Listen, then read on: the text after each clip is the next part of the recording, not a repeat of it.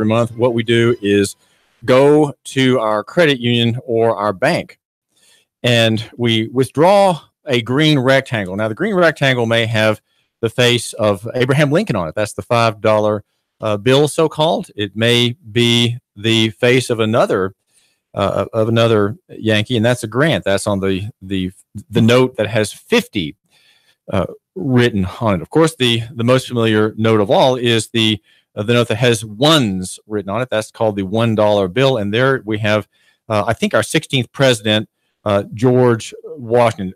Maybe the 14th president. Anyway, he was not the first president, as we often say, because he was in a long line of presidents. The old Confederation had one president a year, and until finally the Federal Republic was created in the coup in 1778 in Philadelphia, and he is now called the first president. So we have this sort of revisionist history in all the annals, making this man on the so-called $1 bill our first president. But anyway, we're honoring him. And I have on the phone with me Dr. Paul Hein, who is a monetary realist and was very active in the 1980s, now 50 years ago, in our celebrated money wars in this country that were sparked, that spread across the Republic from the pen of a writer, Tupper Saucy, a descendant of the Huguenots here in southeast Tennessee on the mountain on Mont Eagle at just outside Sewanee University of the South was his office, and he was the publisher of a very famous book that is a real treasure and a real treat to read, Miracle on Main Street, and also put out the newsletter called the Main Street Journal, of which I have many copies. I have pirated photocopies and some bunch of originals as well. Great reading, a lot of fun. And raising the question about the green rectangle. What is it, and how can we not be eaten alive by it? It is though, in the spirit of compassion, that we want to just go ahead and celebrate the fact that we have famous Americans on the front, and to have these famous Americans circulating in local economy, making the veins course in Chattanooga area economy course with cash. And maybe it's just a slight bit less of credit from the Visas and Amexes of the world. Less credit, more cash. Though cash is also a kind of credit, right, Dr. Hein? The bills that we circulate today are they a form of credit, or what are they exactly? These green rectangles, Dr. Hein, Paul Hein. We used to say that they were fraud, Federal Reserve accounting units for debt fraud. They advertise themselves as notes. That's printed on them in large letters. And a note, to be valid, must be precise. It must stipulate who is going to get paid, what, where, and when. These notes don't say that at all. They just say that they're legal tender, meaning although they're never going to be redeemed, the person that owes you the money from the note is never going to pay for it. But you can pass them legally because the government has said so. It's a convenient arrangement for the government, of course. It's like, I think, the Great Khan, when Marco Polo visited there, and he noticed how wealthy the Khan was, and what he used to get what he wanted was money that he made by pounding birch bark, I think, into thin sheets and putting his signature on it. Of course, anybody else doing that would be decapitated. So this is sort of a modern version of that. It's a fraud, but it's a fraud that we can all spend. So well, it used to be to overlook that. It used to be that the writings on these pieces of paper, Dr. Hein, had words on it that gave the holder of that piece of paper a claim on something that was not paper, right? What did, let's say, the green rectangle with the 5 written on it, Abraham Lincoln is on the face, and gave the holder of that note a claim upon something. What was it upon? It was, they were silver certificates that made the holder of the note gave him a valid claim upon silver. That is to say, the silver dollars that were minted up until sometime in the 30s, I think. Otherwise, the claim then was changed to lawful money. But if you asked them what the lawful money was, they would say the note is the lawful money. So the note would redeem itself. Well, why do you have a problem with this arrangement, Dr. Hein? We have these notes that are printed. They're printed by the Federal Reserve System, and then we also have, you might say, injections of dollars of the same, evidently of the same kind, in digital format in the lending process by banks and by the Federal Reserve System. What is your problem? What is your hang up exactly? I'm not quite clear on where you're coming from. What's your objection? Well, it's not just my hang up personally. I mean, as quirky as I am, it's not just the personal thing. It reminds me of a person who owns the only well in town. The only source of money is the banking system. They create the money by adding a number to your account if you borrow it. And so if you have something that has only one source, say you have the only well in town, and everybody has to come to you for water, you're happy to give them all the water they want. But just with the stipulation that at the end of a certain period, say a year, they have to return more water than they got from you, plus, say, another additional bucket or so of interest. Obviously, that system is going to fail pretty quickly, because every time a new amount of water enters the system in this town, more has to be repaid than was provided. So that's clearly impossible unless you keep borrowing and borrowing. So my objection to the system, among others, is that it is bound to fail, because any attempt to borrow yourself out of debt is clearly not going to work. And what you're saying is that we can't borrow ourselves as a country or as a government into prosperity either. We can't lend our way through Congress or through the banking system into prosperity where we are all actually truthfully richer. That's not possible. No, you can't get richer by borrowing. Well, let me ask you to explain Cash Friday. Here, I'm telling my listener to go to his credit union or bank and draw out $100 and then use that in the economy. Now, I'm not necessarily encouraging mass consumption here. I think it's more of a kind of a token. What is the advantage of cash over credit, Dr. Hine? Privacy, for one thing, and that's more important, I think, than most people realize. I think one of the government's prime objectives is to eliminate privacy as much as possible.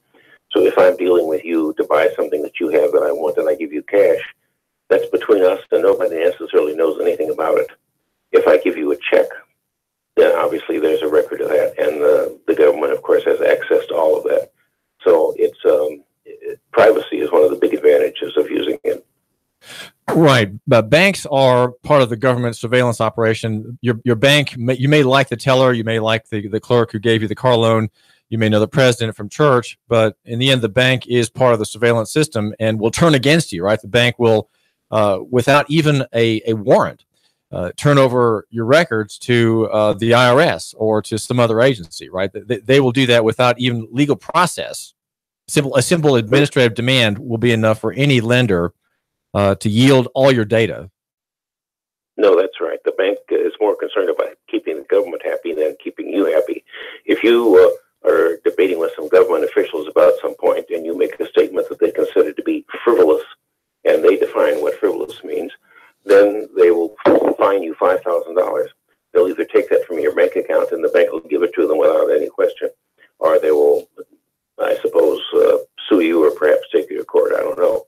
But the point is that the bank is not a safe place, is not a reliable place for you to deal with. I mean, they're a part of the government system. In fact, in my opinion, they own the government, so it's a sort of a détente there.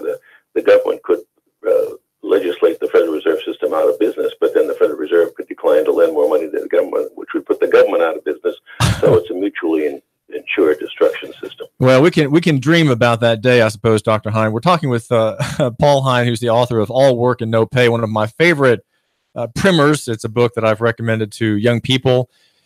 It's very easy to read, and it explains what the monetary realists see, and that is the power and the dreadful might of fiat money. We don't have a lawful currency in our country, and in fact, there's no country in the world that has a lawful system of circulating paper currency where the paper gives you gives the holder of that paper a legal claim to a real asset.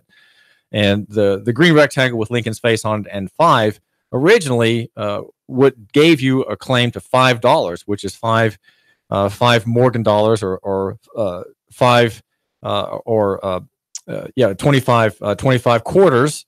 All 90% pure silver. Now you don't have that. We have really kind of bills that look like bills. They're kind of masquerading as bills. Dr. Hine, is that how we should understand these green rectangles in our purses and billfolds? I think, yeah, if you have access to some of the older bills that were redeemable, and you compare them with the new, they're very similar in appearance. And obviously, that's by design. To avoid people realizing that suddenly the money that circulates, the currency that circulates, does not, in fact, give you a real claim anymore. And yet the money is the same look as it was back when this happened in the 1960s. The last redemption, right, was so it's 50 years later. We still have money that looks like what it did before. I guess to avoid shocking people's sensibilities, Dr. Hine. Yeah, and they make hay out of human weakness.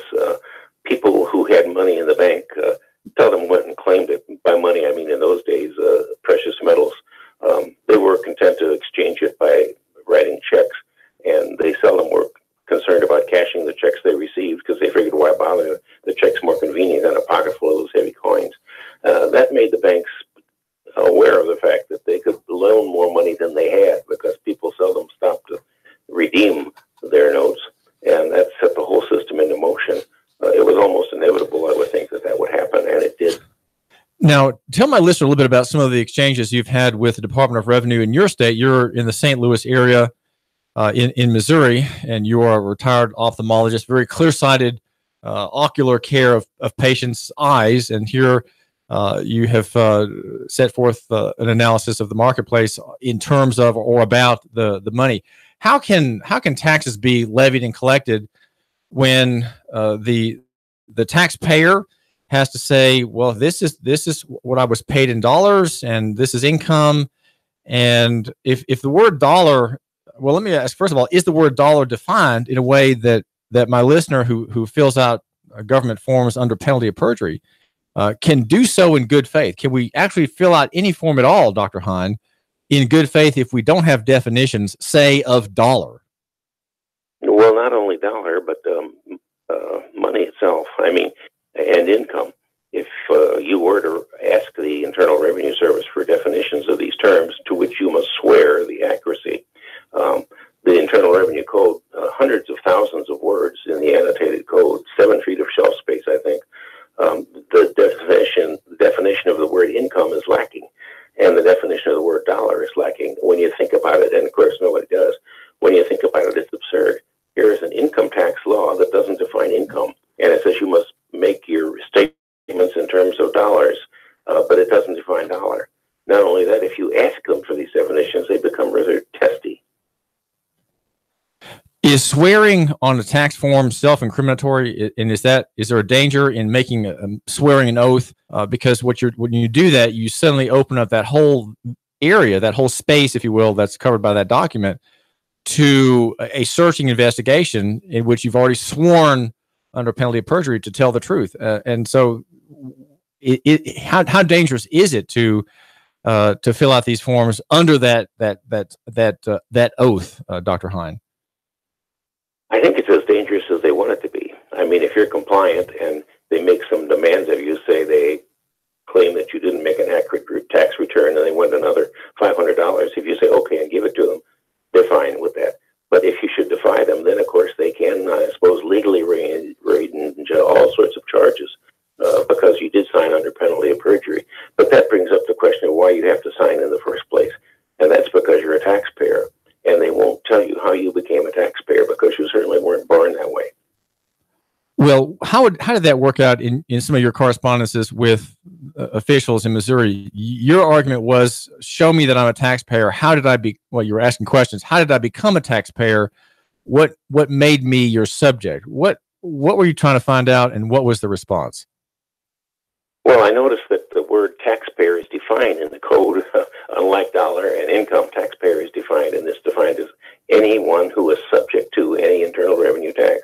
So how did I become subject to any internal revenue tax? Because I looked up the phrase subject to in Black's Law Dictionary, and it means subservient, obedient, inferior to. And how did I become inferior to, subservient, or obedient to these people? They call me a taxpayer. Does that make me a taxpayer? I'd ask them, if you called me your excellency, would that make me a bishop? So they won't answer that question. I must have asked them a dozen times, federal and local officials, state officials.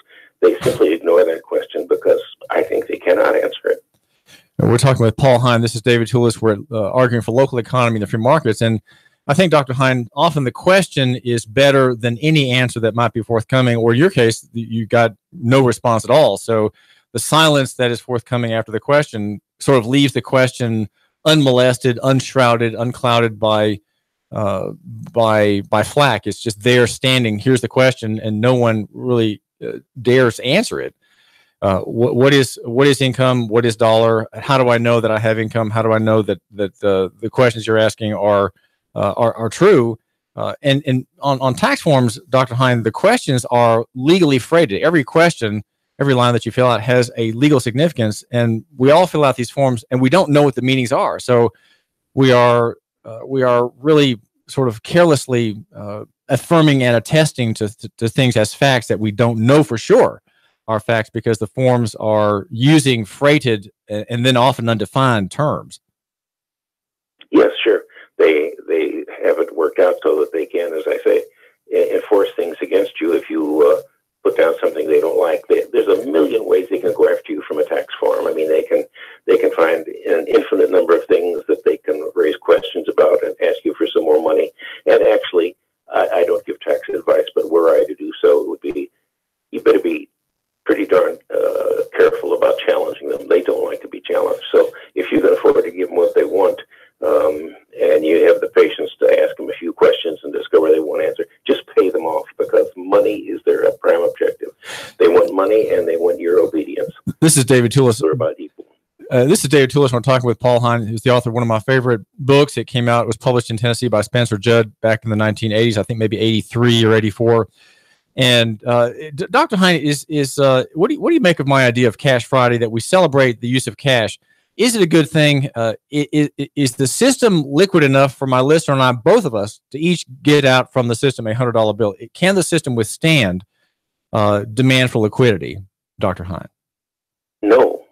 I mean, a $100 bill, any bill, any so-called paper money, there's not nearly enough of that to go around. I mean, the total amount of money in circulation is overwhelmingly electronic money that just exists as an entry in a computer someplace. The actual paper, if all of that were taken out of the banks, there would be a catastrophe, because that paper is a backing for the loans that they make on fractional reserve banking, in other words, which I think you've explained to your listeners a number of times. And the backing of these loans, though, isn't necessarily the paper version.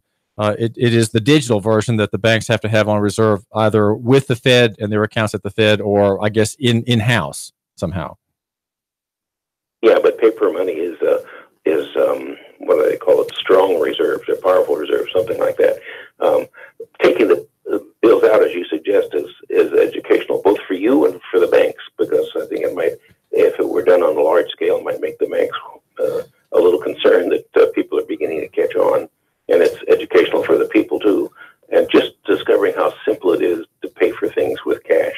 Nowadays, you sit there and they're typing in their computer, type. And in the old days, you just handed her a bill, she gave you the change, and that was it. This is a wonderful system, and it's a shame that we discarded it.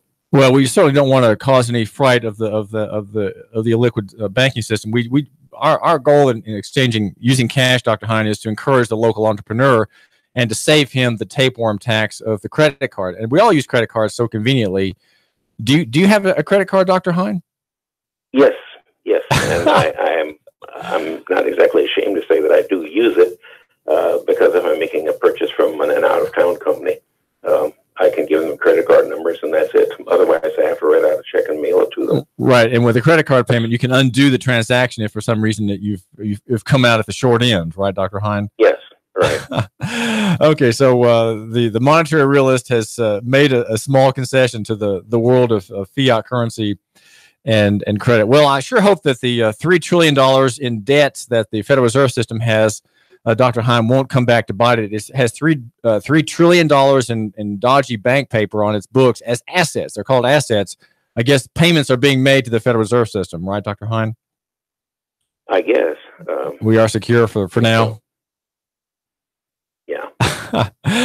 Well, this is David Toulis, and we're talking with Dr. Paul Hine. Dr. Hine, thanks so much for chatting with my listener and me here on Chattanooga Radio, 92.7 FM and 95.3 FM HD4. Thank you, Dr. Hine. My pleasure. Thank you. Dr. Hine is the author of a great little book. It's out of print, but you can certainly find it online. It's called All Work and No Pay. A great read for your high school student. My recommendation here on the David Toulis Show. David Toulis at Nougat Radio, brought to you by yournews.com, yournews.com. We're live on Facebook at Nougat Radio and also live on YouTube, Nougat Radio. David Toulis.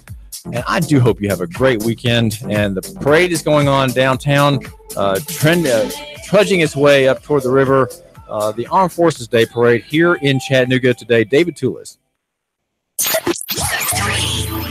2, 1. Chattanooga Radio.